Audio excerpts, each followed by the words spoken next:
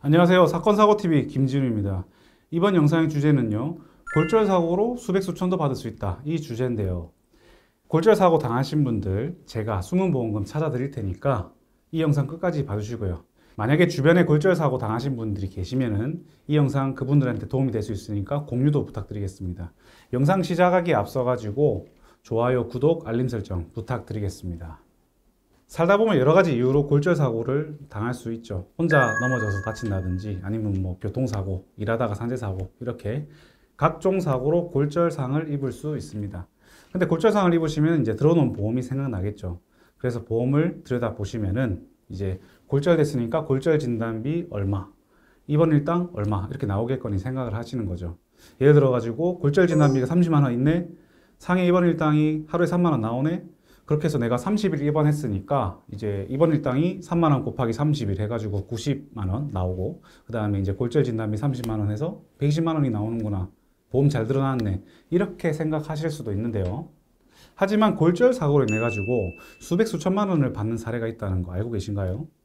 그 담보가 바로 후유장애 담보라는 겁니다. 실제 예를 들어 볼게요. 등산하시다가 넘어지신 분이었는데 이제 똑같이 이제 보험 증권을 보셨는데 이분은 이제 보험이 여러 개가 있었습니다. 보니까 입원 일당 얼마 나오고 골절 진단비 얼마 나오겠거니 했는데 이제 나중에 이제 문의 전화를 주셨어요.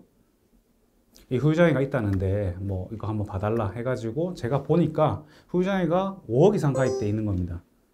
근데 이분의 상태가 장애 분류표상 장애지급률 30%에 해당하는 상태였습니다. 5억으로만 잡아볼게요. 5억의 30%면 얼마입니까? 1억 5천만 원이죠. 그렇습니다. 실제로 내가 보험이 많이 들어있고 장애도 어느 정도 되면은 실제로 억 이상도 나올 수 있는 게 이 후유장애 담보라는 것이죠. 자, 이렇게 많은 금액이 나오는 보험금이니까 당연히 받으셔야 되겠죠. 내가 그러려고 보험 가입하고 보험료 낸 거 아닙니까? 근데 이 후유장애 담보가 받기가 좀 어려운 이유가 있습니다. 이 어려운 이유가 이제 세 가지가 있는데요. 첫 번째로 이 후유장애 보험금 자체를 모르시기 때문에 청구를 안 한다는 겁니다. 이 후유장애라는 말 자체가 생소하죠. 살면서 들어보기 힘든 단어입니다. 그죠? 그래서 보험 증권 보시더라도 아, 내가 골절이니까 골절 진단비 받겠지. 자, 암 진단 받았으니까 암 진단비 해당되겠지. 내가 화상 입었으니까 화상 진단비 나오겠지.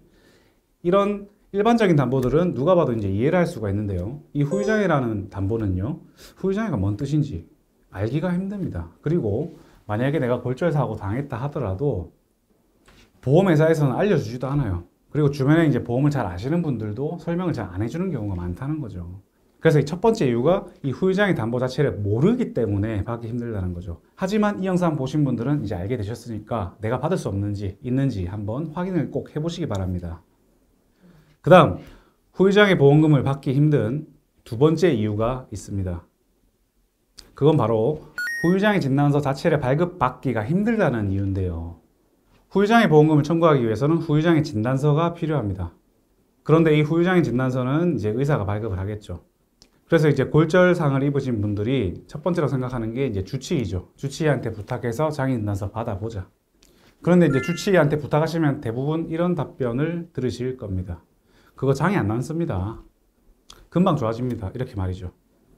생각해 보세요. 주치의 입장에서는 내가 최선을 다해가지고 수술도 하고 치료도 잘 했는데 내가 치료한 환자가 장애가 남는다 이렇게 써주기가 쉽지가 않겠죠. 왜냐면은 이거는 뭐 마치 내가 치료를 잘 못해서 장애가 남았다 이런 느낌이 들 수도 있죠. 그래서 이 대부분의 주치의들은 장애진단서 발급을 해주는 거를 좀 꺼리는 경향이 있습니다. 그럼 어떻게 해야 되느냐? 다른 전문의에게 이제 의뢰를 하시면 되는데요. 일반인 분들은 어떤 전문의가 이제 후유장애 진단서 발급을 해주는지 알기가 쉽지 않다는 거죠.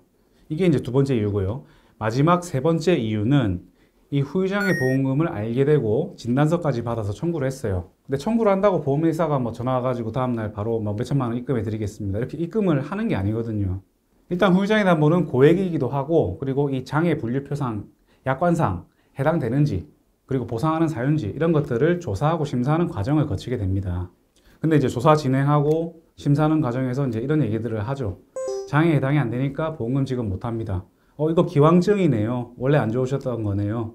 아니면은 의료자문 결과 우리가 생각할 때는 보험금 지급 사유가 되지 않으니까 보험금을 못 주겠습니다. 아니면 덜 드리겠습니다. 삭감하겠습니다. 이렇게 말이죠. 보험회사도 있지 않습니까? 보험금을 지급하지 않거나 삭감을 할 때는 나름대로 근거를 가지고 이렇게 주장을 해요. 그런데 그 내용이 부당하면 우리가 반박을 해야 될 거 아니겠습니까? 근데 이제 수많은 인력과 자본, 경험을 갖춘 보험회사를 개인이 상대할 수 있을까요? 힘들다는 얘기죠. 그래서 이제 전문가 도움이 필요하신 거고요. 자, 정리해 보겠습니다. 골절 사고를 당하신 분들께서는 내가 들어놓은 보험에서 후유장애 보험금을 받을 수 없는지 전문가의 상담을 받아 보시기를 바라겠고요. 제가 앞으로 머리부터 발끝까지 각종 골절 사고에 대해 가지고 숨은 보험금 찾는 영상을 제가 계속 올릴 예정입니다.